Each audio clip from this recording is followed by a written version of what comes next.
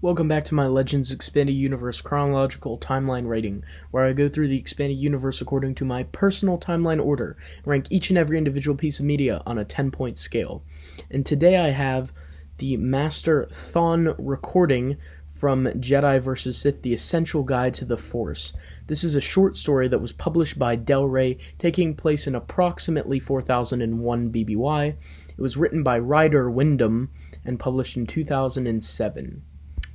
This story is basically a recording that Thon makes where the lizard Jedi Master drops some Jedi wisdom bomb pearls on us all.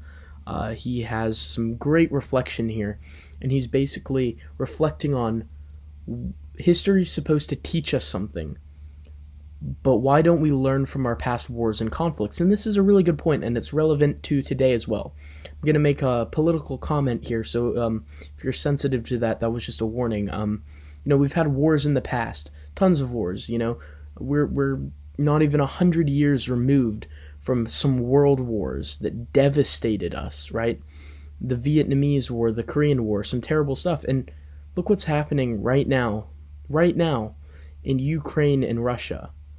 We might forget about this because we're separated by an ocean, but there are people dying and fighting and using missiles against each other right now. What have we not learned from history?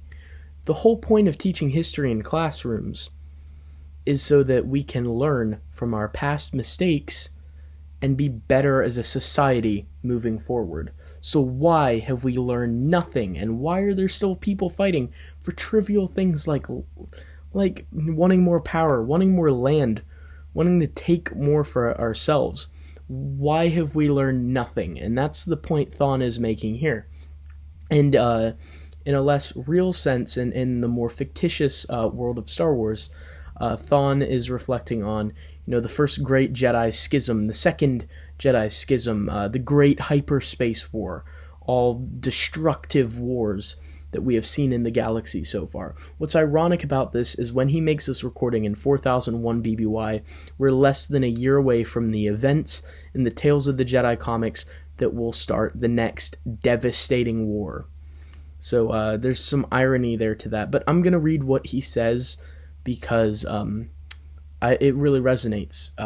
It's very powerful, his words. So he says, Master Thon writes down in this short story, "Why do scholars use the outcome of battles to indicate significant moments in history? Is not every moment significant in some way? Why do analysts collect data about wars, counting the dead and wounded, and surveying the structures that survive? Do they really believe that if they collate such information, others will better understand why such events take place, and future wars might be prevented? Then why, even now as I write this, are so-called intelligent beings dominating and slaughtering others? Why are weapons still readied before peace is considered? Why are so many prepared to kill to achieve power, claim property, or prove that their gods are true? The answer is simple.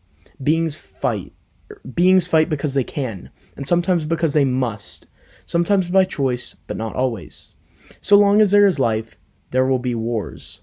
Even the smallest insects can have their armies. It is not the way of the Jedi to start wars. It is the way of the Jedi to end wars, and to be aware that this duty is one that never ends. Jedi battle meditation requires more from a Jedi than other disciplines.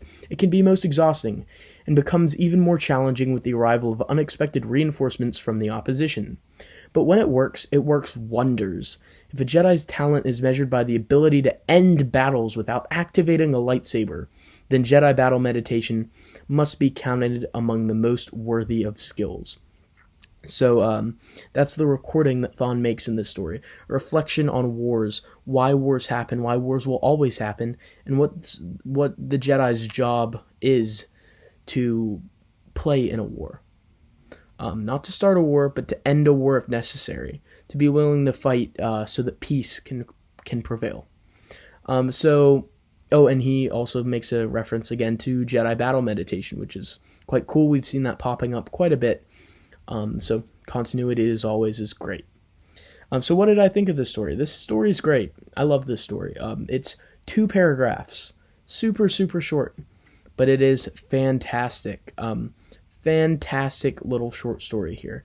It's found on page 78 of the guide, so I would highly recommend giving this story a read for yourself. It was surprisingly impactful to me, and I felt like I got a lot out of it and was really thinking. It's very thought-provoking, so surprising that an in-universe recording can really pertain to real life as well and be very poignant. So this is a fantastic story. I really enjoyed this one. But if you would like this short story read for you in a much better way than what I just did, make sure to check out Marcel Ryan, the Revanchist, on YouTube. The link will be in the description to a reading of this story in a professional, really well done manner. So definitely go and check out his reading of this short story. It is a much better reading than what I just did improv. So go check that story out and let me know. What did you think of this short story? Did you like it?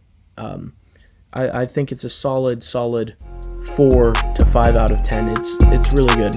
I enjoy it a lot. Honey.